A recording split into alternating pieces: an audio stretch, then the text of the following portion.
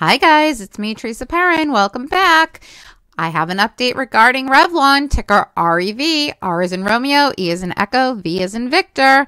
Guys, we got those boom boom candles today. In fact, it was pretty magnificent the way it just shot right up.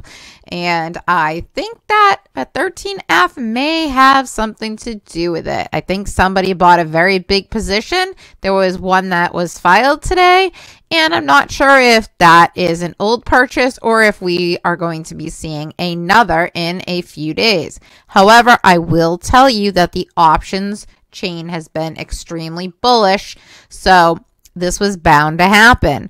And guys, I think tomorrow we're going to get another boom because there are failure to delivers due. And you can go back and refer to my video from yesterday if you want to see that. I'm going to make this one brief because it's already after 8 o'clock, but I do want to give you some updates regarding Ortex and some other things. So let's get into it. If you haven't already, please like and subscribe. And remember, nothing I say is financial advice. Thank you so much for watching. Let's get started. Okay, guys, this was the 13F that was filed by Morgan Stanley today, and they purchased over 400,000 shares, which I believe is why we got that huge spike. Again, this purchase could have been done prior to today, and they may have just filed it. It's hard to say. They could have bought more today. I don't know, but obviously a whale bought in, and that is what caused this massive spike that we saw today in the price action. It was, oops. Sorry, that's a different ticker.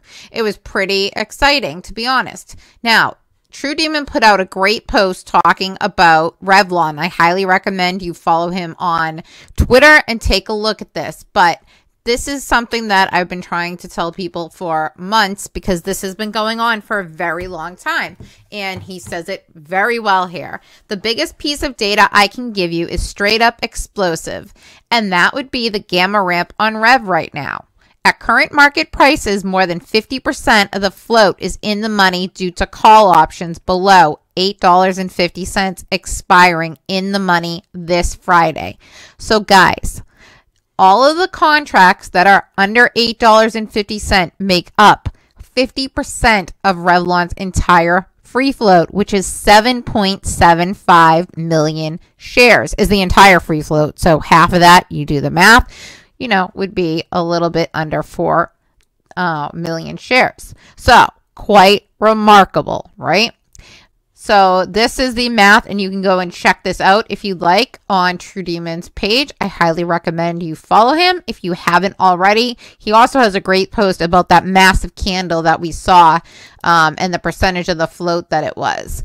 Now, guys, according to Ortex, the short interest is 21.6% of the free float. It actually went up today. So when we got that massive spike up, shorts tried to shoot it down clearly because they borrowed 225,000 shares and only returned 149.7 thousand. So that's an increase of 75.8 thousand.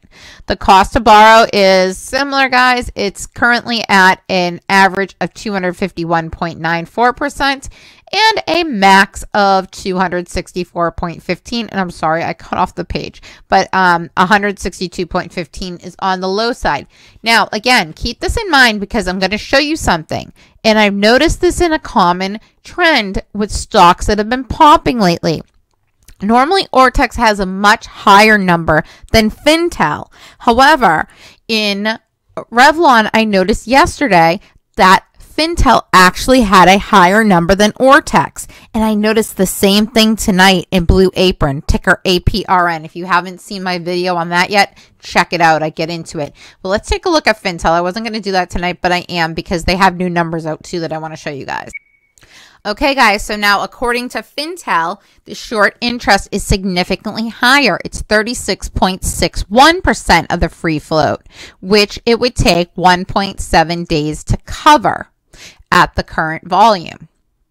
And guys, we are trading more than the free float, like 2.5 times the entire float was traded today. Maybe slightly under that, but close. Just so you're aware, 95,000 shares are available to short as of after 8 p.m. So they are probably going to attempt to short this again tomorrow, but I think if volume comes in, they're going to be sadly disappointed in that move. The cost to borrow, according to Fintel, is less than what Ortex is reporting. It's at 109.54%, which is still very high. And guys, despite the shorting, despite 54.64% of the float going, or the shares traded going to the dark pool today, they still could not keep the price of Revlon down. It's very, very good because it's starting to look bullish again for Revlon. As you can see, there were a massive failure to delivers at the end of June and beginning of July. And now we have the information, guys, up to July 29th. So here's where things get juicy. Today, as I told you in the last video, they had to return 1,764,428 failure to delivers from July 11th. And now, remember, they can return this anytime before then, guys. But based on what I'm seeing, it doesn't look like they've been trying very hard. So this is just one indicator. It's one tool to know when something's probably going to pop. And it's not, 100%. But when you have a very small float of 7.75 million and tomorrow they owe 1,251,045 shares, yeah, guys, it's probably going to go up again. And look at this entire week, it's over 1 million shares, and all of next week too. So things are looking extremely juicy for Revlon. I think that we're going to see massive, massive moves in the price up, guys. So I'm excited. I'm very bullish about Revlon. I have been for several weeks, and I've been watching this all along and just watching the price volume. It's all good, Things can't go straight up, guys. They have to come back and they have to retest until they make their next level up. That's why it's called a swing trade. You can take a day trade and play this a different way too. There's all different ways to play it. Currently, I have 2 positions in Revlon in full transparency. I have a very low, like $4 or $4.50, something cheap, options that I've held for a long time now that expire on Friday, that are up significantly, and I will be exercising those and purchasing those shares. And I also have, a long position as well. So I'm very excited about this, and I think that we're going to be very happy. Starting this week, things are definitely on the upside, and as long as volume continues to come in, which it appears that it's just getting started pumping, guys. So anyways, thanks so much for watching. Have a great night. Looking forward to tomorrow.